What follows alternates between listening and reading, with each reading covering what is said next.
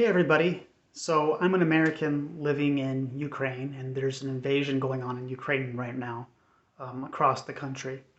I'm writing right now or I'm speaking right now for three reasons. One, I want to tell people how I'm doing. Two, I want to explain the Russian narrative and why I think it's nonsense. And three, I want to explain what I think the whole world's role is in this event. First, let me start off by telling you I personally am doing fine right now. I'm not a military target, I'm not a soldier, and there are brave people, much braver than myself, on the front lines right now who I fully support right now. No one I personally know has died at this moment. Um, Obviously, things can change, so I'm not trying to be a mind reader, but I'm not a military target, so I don't think I'm in immediate danger in that sense. History has told us things happen, but at present, I'm not in immediate danger. Currently, right now, I don't have any plans to leave the country. Um, this is probably the most controversial thing amongst my friends and family right now. I'm not saying I won't leave in the future. I'm just saying right now, at this present moment, I have no plan to leave the country. That said, I do have a plan to leave the country if it becomes necessary, and that is basically just show up to the border of Poland, okay, which is not impossible for me to do. Um, Financially, I'm fine. I have people who can put money into my bank account, and I have some cash, so I don't think um, I'm I need anything financially. The reason I'm staying though is because I know my whole extended family can't leave also, and I'm looking into ways that if they do decide to leave, it's possible. But I don't know yet if it is possible. I'm telling you now that like I'm trying to look out for my wife, her family, and see what are my options, what strings can be pulled. Um, Essentially, the main advice I get from people is that it's best to go to Warsaw if you're an American. Go into Poland, go to Warsaw. I have a family to consider here, and I made a promise to my wife that till death do us part, that I'll be with her, and this I consider part of that promise. And again, there are people who have it much worse than myself. So this video is really for an American audience. It's not for Ukrainian audience because I don't think there's anything here that I have that Ukrainians won't know. And also, I don't speak Ukrainian, I only speak English. So this is really meant for my friends and family in America and for people who would understand my perspective. So there are reasons I am staying, and they're personal, and there's certain conditions for what I would want if I did leave, and I'm looking into all this as we speak. The second thing that I want to talk about is the Russian narrative. Um, you might not be particularly suspicious of the Russian narrative, but I've come across more people who agree with it than I would like to suspect, actually believe it. But it just so happens I do come across a lot of people who believe in the Russian narrative. I think this is particularly the case with some Orthodox people in America, because that's where I see it mostly is on Orthodox blogs. But um, uh, allow me to elaborate.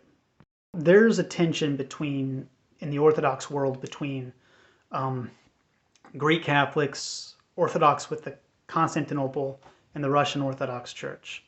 There's long historical arguments there, but I don't think really any of that's relevant to the particular situation. Um, what I will say, though, um, is that Putin uses the Russian Orthodox Church to project himself as a Christian ruler against the decadent West. Now, I'm not a liberal person. I'm not particularly sympathetic to the idea of gay marriage. I don't vote for pro-abortion candidates. So I can see why this narrative appeals to people. And this video is not about those issues. Okay, so I know some people are pretty upset with me bringing that up, but rather what I'm trying to do is convince other fellow American Christian conservatives who buy this narrative that Putin does not represent Christian values in the way you think he does, if you think he does. There's all sorts of ties the Russian Orthodox Church has to the former KGB. Some of this is, speculation, like, the deep state kind of stuff. And some of it's verifiable because, the Soviet Union was a very real thing 30 years ago. So I don't know, like, how much of it is true and how much of it is not.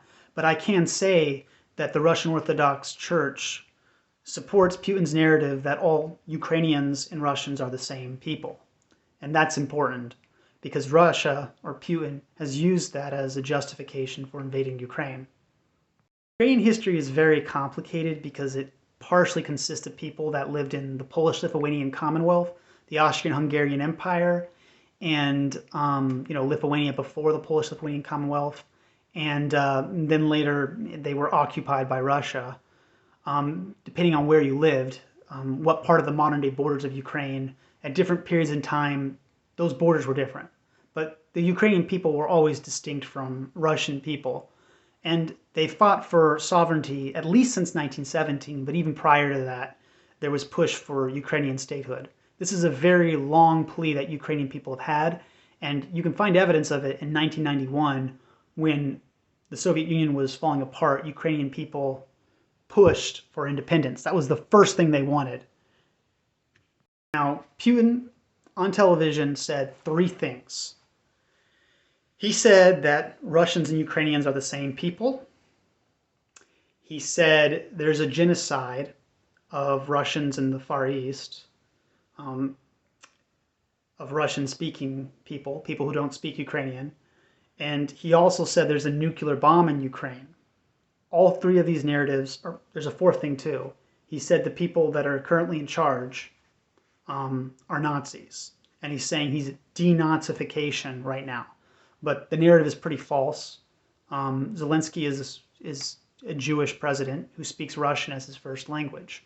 So all the things that he says that are persecuted apply to the president currently. It tells you it's not really about ethnic cleansing. It's not really about defending Russians in the eastern part of the country. It's about preventing Ukraine from joining NATO. And it's also about him reestablishing his own dominance in the region. See, in 2014, there was a revolution that happened where protesters, after they were shot and beaten, decided to overthrow the government. The justification here being the government was using police to target political opponents. They were only serving the political interests of the president. They weren't serving any sort of democratic process. Rights afforded to these protesters, they were being beaten and then later shot for protesting. Now, in some fairness to the Russian narrative, these protesters did fight back.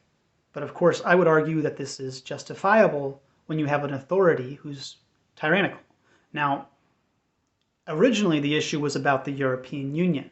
These people wanted to join the European Union. The president said he was going to join the European Union, but then he did a backhanded deal with Russia to join the alternative Eurasian Economic Union. Okay? Now, if you're thinking like, well, gee, why not just wait and then vote out this guy? I'm telling you, they wouldn't have had that option. Okay? So there was a very desperate situation when these protesters went to the streets and they weren't being allowed to make their voice heard. So they had tried diplomacy, so to speak. They'd even just tried peaceful protesting, but this was suppressed, right? They used the military. Many police officers resigned because they saw that the they saw that the police were not actually defending the Ukrainian people. They were being ordered just to defend the president's pro-Russian interest. So as it happened, the Russian president was overthrown, okay? Now, the Russian president or the pro-Russian president,